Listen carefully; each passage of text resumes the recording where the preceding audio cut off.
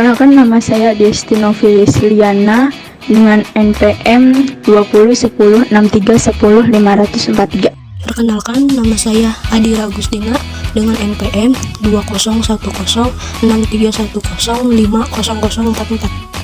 Perkenalkan, nama saya Aisyah Pane dengan NPM 201063105003. Perkenalkan, nama saya Ajeng Aprilia Nur Hikmah dengan NPM 201063105126.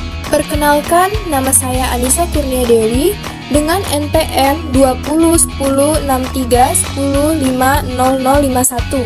Perkenalkan, saya Azra Farzana Sukaryo dengan NPM 20106310500056. Kali ini kita akan membahas matematika Pitagoras dengan dua materi. Yang pertama ada hubungan aritmatika dan geometri, dan yang kedua ada hubungan aljabar dan geometri. Pitagoras lahir pada 580 sebelum Masehi di Pulau Samos, Yunani, yang merupakan wilayah kekuasaan Aegea. Ia merupakan seorang filsuf yang juga memberikan kontribusinya dalam bidang matematika. Pada beberapa sumber dijelaskan bahwa ia berguru kepada Thales, lalu saat berumur 18 tahun, ia pergi ke Mesir untuk melanjutkan studinya. Umumnya, Pitagoras mengajarkan jenis matematika yang dibagi menjadi 4 bagian, yaitu teori bilangan atau aritmatika, geometri, aljabar, dan analisis yang ada hubungannya dengan pengurangan. Selanjutnya yaitu ada hubungan teorema Pitagoras pada zaman Mesir. Bangsa Mesir kuno menggunakan teorema Pitagoras pada tali yang diberi simpul pada beberapa bagian tempat dan menggunakannya untuk membentuk sudut siku-siku pada bangunan mereka, termasuk piramid. Diyakini bahwa mereka hanya mengetahui tentang segitiga dengan sisi 3, 4, dan 5 yang membentuk segitiga siku-siku, sedangkan teorema yang berlaku secara umum untuk segitiga siku-siku belum mereka ketahui. Hubungan teorema Pitagoras pada zaman Babilonia. Teorema tersebut berkembang di Babilonia pada 4000 tahun yang lalu, atau lebih dari 1000 tahun sebelum Pitagoras, di mana pada suatu penelitian ditemukan pada sebuah keping tanah liat berupa naskah yang isinya berbunyi sebagai berikut: 4 is the length and 5 the diagonal. What is the breadth? Lalu kemudian Pitagoraslah yang menggeneralisasikan dan menjadikannya populer. Bunyi teorema Pitagoras adalah kuadrat dari hipotenusa suatu segitiga siku-siku sama dengan jumlah kuadrat dari kaki-kakinya atau sisi siku-sikunya. Bukti teorema Pitagoras. Untuk pembuktian yang pertama yaitu dengan segitiga sebangun ABC. Langkah pertama yaitu buatlah segitiga siku-siku ABC dengan sudut siku-siku di A. Selanjutnya, buatlah garis tinggi melalui titik A yang memotong garis BC di titik B, sehingga didapat segitiga ADC sebangun dengan segitiga ABC. Begitupun dengan segitiga ADB sebangun dengan segitiga ABC. Langkah berikutnya yaitu mencari persamaan. Untuk mencari persamaan pertama, yaitu bandingkan segitiga ABC dengan segitiga ADB, sehingga dapat ditulis BA per BC sama dengan BD per BA.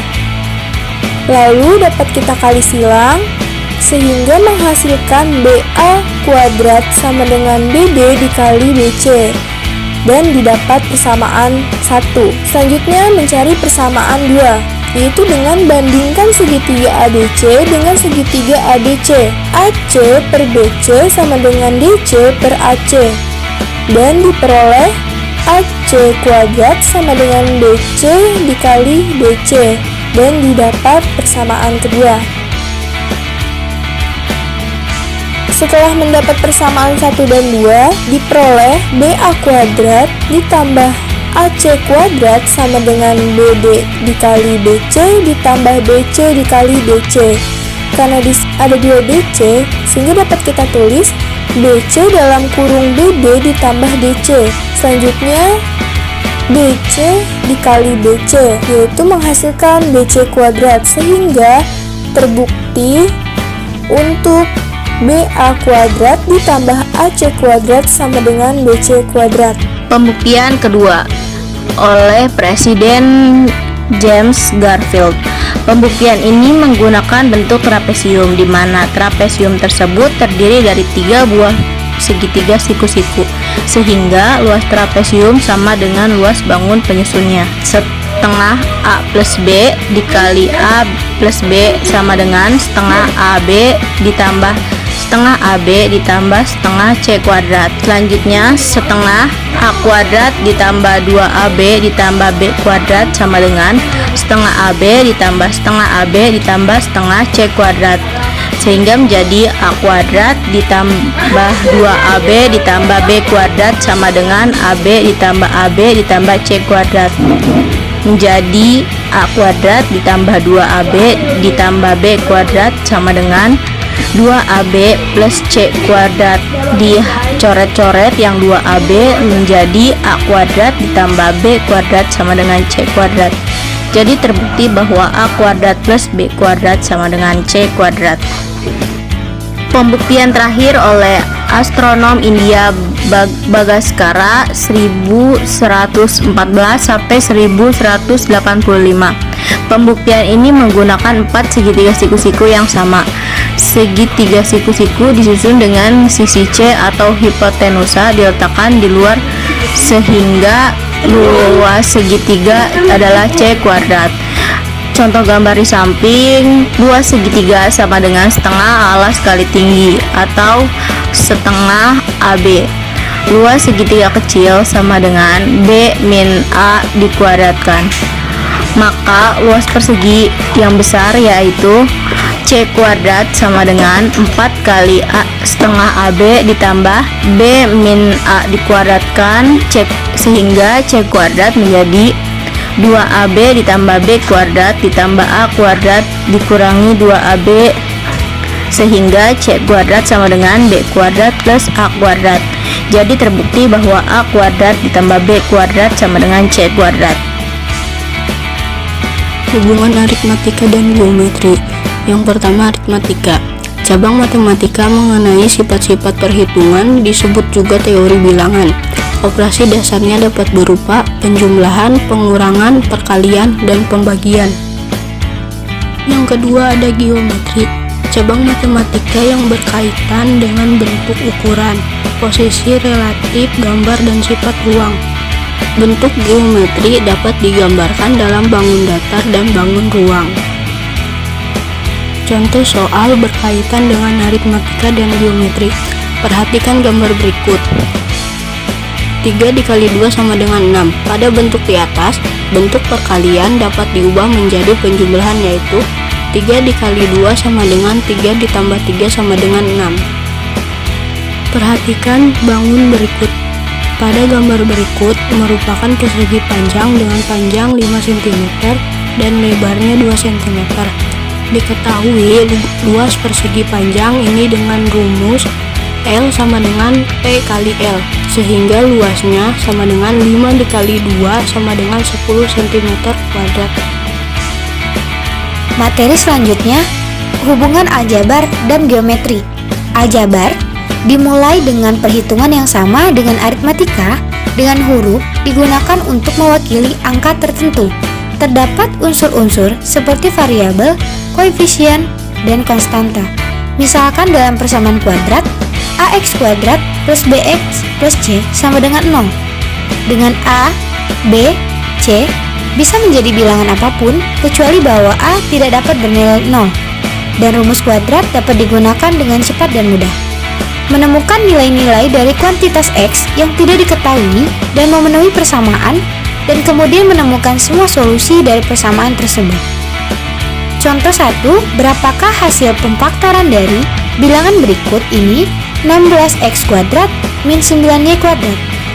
Penyelesaiannya, Harus diingat bahwa bentuk faktornya, yakni aljabar, adalah A kuadrat min B kuadrat sama dengan A plus B dikali A min B. Jadi, faktor dari 16x kuadrat sama dengan 4x kuadrat. Faktor dari 9y kuadrat sama dengan 3y kuadrat. Sehingga faktor dari bilangan 6x kuadrat min 9y kuadrat ialah 4x plus 3y dikali 4x min 3y. Contoh berikutnya, hubungan antara aljabar dan juga geometri. Bisa dilihat pada gambar, dan pertanyaannya adalah, berapakah nilai sudut X? Maka penyelesaiannya 180 dikurangi 120 derajat sama dengan 60 derajat. Maka sudut B sama dengan 60 derajat. Selanjutnya, 60 derajat ditambah 2x plus 3x sama dengan 180 derajat. 2x plus 3x sama dengan 5x. Maka diperoleh 60 derajat plus 5x sama dengan 180 derajat. 5x sama dengan 120 derajat, maka diperoleh x sama dengan 24 derajat. Untuk soal 2 aljabar dan geometri. Bersamaan lingkaran dengan pusat 3, min 2 dan minus sumbernya adalah x min 3 kali 2 ditambah y plus 2 kali 2 sama dengan 32. X kuadrat min 6x plus 9 tambah y kuadrat ditambah 4y ditambah 4 sama dengan 9. X kuadrat ditambah y kuadrat min 6x tambah 4y tambah 13 sama dengan 9. X kuadrat tambah y kuadrat min 6x tambah 4y ditambah 4 sama dengan 0. Kesimpulan, hubungan antara geometri dan aljabar telah berkembang sepanjang sejarah matematika meskipun geometri mencapai tingkat kematangan yang lebih awal. Aljabar menjadi lebih berkembang seiring perkembangan zaman berkat ahli matematika Islam dan India. Sampai geometri Renaissance digunakan untuk membenarkan solusi untuk masalah aljabar, tetapi tidak banyak yang dapat berkontribusi bagi aljabar untuk geometri. Sekian materi dari kami, kurang lebihnya mohon maaf. Jangan lupa like, komen, dan subscribe, dan jangan lupa nyalakan tombol lonceng kalian. Wassalamualaikum warahmatullahi wabarakatuh.